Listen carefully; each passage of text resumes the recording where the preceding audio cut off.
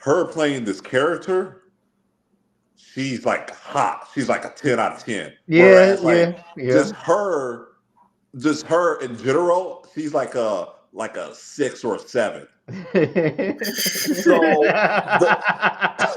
the transformation, the transformation that she makes, she like I had to hold it the together. moment that she entered the room in episode, was it 1 or 2 when she was introduced? I want to say two.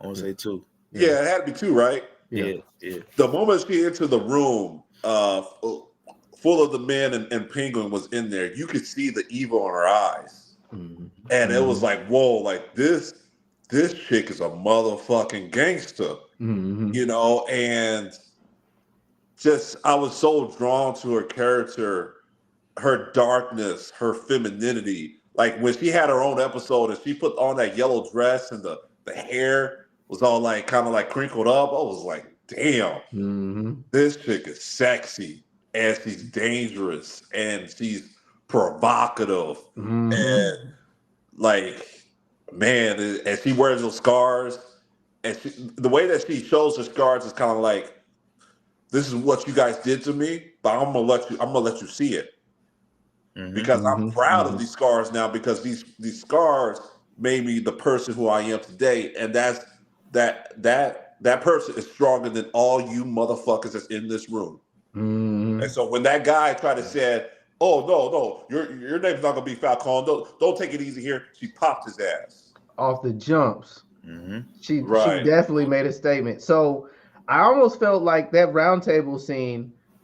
I felt like that was, I think his name was Johnny or something like that. Yeah, Vidi, Johnny I felt Vidi. like that was the only leverage that he had in that moment that he probably was going to try and use. But freaking, she just eliminated it.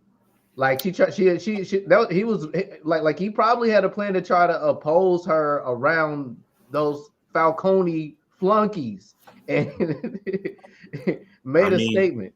she was definitely calculated. She played chess. I mean, part of playing chess is keeping the pieces on the board until you need to get rid of them. And Mhm. so, I mean, she killed the entire family, and then she saved him. Remember, she used him to get to her father's money, that unlimited cash, and she used him to set up a meeting. Once the Mm. meetings were set up and she had the cash, knocked the piece off the board. It was Mhm. very, very, very calculated. Very brilliant. Shows you the Falcone mind. Shows you the mafia mind. Shows you that she's prepared and willing to do whatever's need to be done. I like how, besides Penguin, there's also other calculated people in this story. It Mhm. shows you the chess games. It shows you people trying to manipulate others to get what they need. You know, everybody has a plan. Yeah. Seems to be. Maroney's have a plan. Sophia has a plan. He has a plan. Everybody's got a plan, and we see who's unfolds and who doesn't. Yeah. And, I go ahead, Eric. and the plan.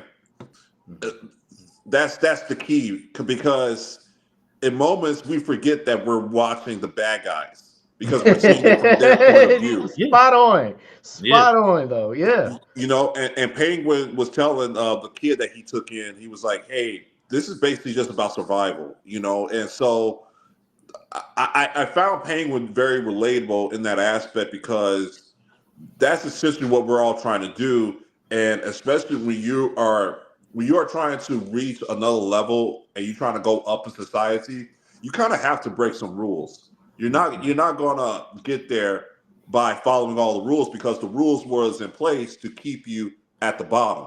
Mm-hmm. Mhm. And so you have to do this. And so it's kind of like I I really don't see Penguin as the bad guy anymore, like I did when I was watching the Batman, Mhm. because when you was watching the Batman, you was seeing it from his point of view. Even when Mhm. he was roaming around Catwoman's apartment, he was looking at her being behind on the electric bill, and he couldn't understand it. He's like, "Why are they not paying the electric bills?" Because he has no idea what it's like to survive in the world that people don't care about you. He was born into privilege. He was born with money. He has no idea.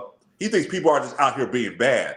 No, people are not just out here being bad. People are just trying to survive. And his parents was in an unnecessary circumstance of people just trying to survive. They wasn't intentionally trying to be evil and kill his parents. They were just trying to eat that day. Yeah.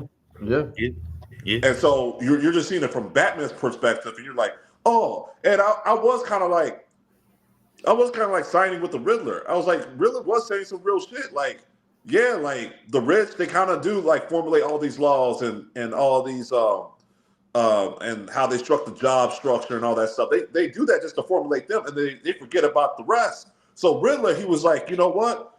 They always cast us aside. They say that we don't matter, you know, and so, you know, they want to give us all of our lives where we're suffering, right? Well, let's give them one hell of a day where they really suffer and see how it's like for us. You know what I mean? And so I was like, so when Riddler blew up the city, I was kind of like, yeah, that's what they deserve. but then when I'm watching the series, I see the kid's family, right? And the kid's family's in the apartment, and I see that water come, and I'm like, oh my God. I was not really aware of the devastation that the Riddler was actually doing, because I was just seeing it from the eyes of the Riddler and of him just getting back at the people at the top, the crooked people at the top. But he is killing innocent people. He's destroying families at the same time. He's a victim of an unnecessary circumstance. And so everything is tied together between Batman being Batman's being an outcast. He has his own view of the world and what it should be, and he thinks like people should just follow suits to wherever they're at in life. They just follow the rules. Just follow the rules. Just follow the rules, and that's how you. And if you follow the rules, you're a good person. But somebody like Penguin, he's like, if I follow the rules, I'm not a good person. I'm a fucking loser. That's how my mama raised me. His mama raised him. Hey, you got to go after the Falcones. Yeah. Hey, did you kill him? Did you go? Don't accept less. Batman doesn't have to accept less because Batman's already on top. He has no idea what it's like to be at the bottom. Scratch, fight, claw. Yeah. So this is man, when you really think about the storytelling, this is the best that we ever seen Gotham being demonstrated, because you're seeing it from everybody's point of view. Yeah. I don't think I'm about to say I can't name an example on film that we've been able to get this. So what I also want to include before we dive deeper into this episode